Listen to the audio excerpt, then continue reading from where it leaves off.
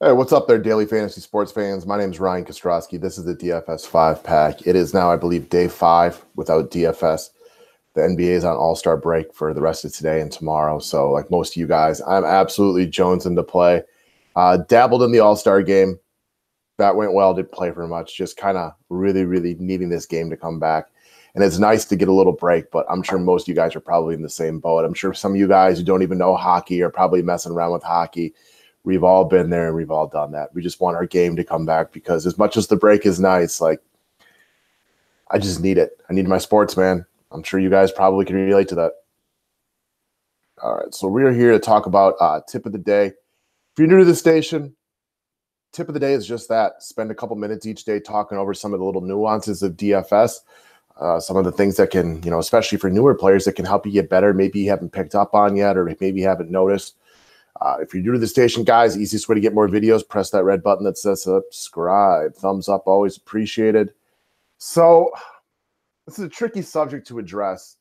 I'll do my best to talk it over.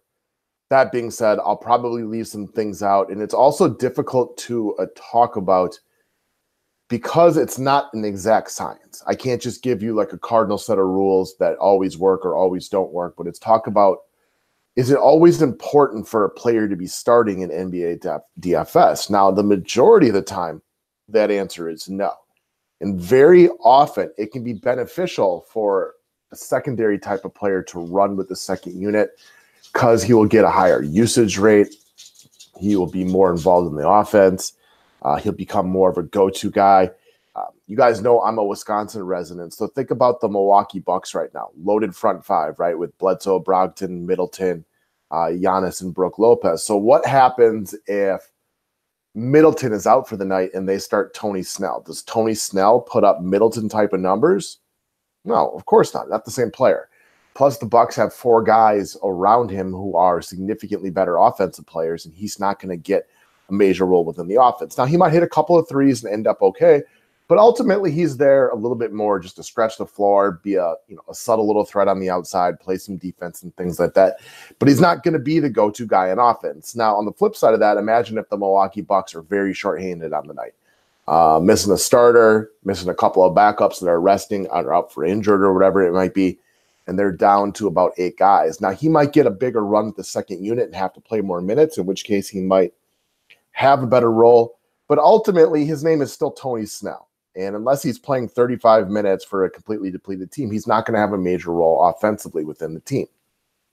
Now, when does it matter if somebody is starting? I specifically look, what's the best way to phrase this? If somebody's starting, to find the coach's belief in him. Like if this is something the coach is trying to explore today. We brought up this New York Knicks example. Now, most of y'all DFS players know about Enes Kanter. You know that he's a DFS point per minute monster. Probably the best player the Knicks had, but since they're in the Zion sweepstakes, they've been tanking since about day 2, and Kanter hadn't played in forever. That was a guy that I would specifically look for him to be starting. So at very minimum, you knew he was going to get his first quarter run. It also, you could at least know that the coach had a reason behind it, and he was wanting to at least take a look at what he was going to offer tonight. So that would be a situation where I would look for him to see if he was going to be a starter. There are other situations similar to that.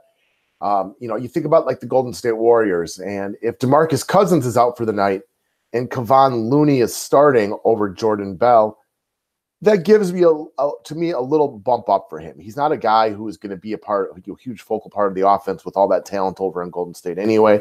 But I know he's in there to get his rebounds, his putbacks, his block shots, his steals, maybe toss up the occasional assist and whatnot. Oftentimes, when a second unit guy moves into the first unit, he gets a much lower role. If you guys can remember a couple weeks ago, Satoransky of the Washington Wizards, who was already their backup point guard behind John Wall, was out for the day for personal reasons, and Chasson Randall got the start. He was big-time chalk, like almost any point guard would be at sub 4K, starting for a fast-paced offense like that. And he was terrible. He barely had a role within the team. His minutes didn't go up at all. Bradley Beal ran the majority of the offense, which we knew was a possibility. I get that it is really difficult to fade starting point guards, but he didn't see a bump in minutes. In fact, he had a lower usage rate that night than he normally does because he was running with the starters when he was out there. I mean, let's face it, who's a better player, Bradley Beal or Randall? We all know the answer to that. It's Bradley Beal. So Beal is a capable guy when it comes to running the offense. He's better off in that shooting guard position, but when it comes down to it, he's just a significantly better offensive player. And with other good teams on the Wizards, other good players on the Wizards, like Otto Porter, for example, or no, trying to remember that. No, I think that was already Green. Yeah, pretty sure Portis and Parker were already over there. So forget that point. But there's other players on the Wizards who are just going to be better offensive players than Randall, who barely got any touches with the first unit. So it's a difficult thing to describe because it does take a little bit of feel. I'm sure a lot of you guys who have been playing this game for a long time and monitor the NBA really closely know what I'm talking about. You're probably pretty good at navigating through this situation. But for people newer to NBA DFS, it can often be a benefit for guys to run with the second unit because of a much more significant role within the offense. You can't score DFS points if you don't touch the ball. A buddy of mine named Devin referred to this as the Kylo Singler effect. And back in the day when Kevin Durant would be out for Oklahoma City, Kylo Singler would fill in.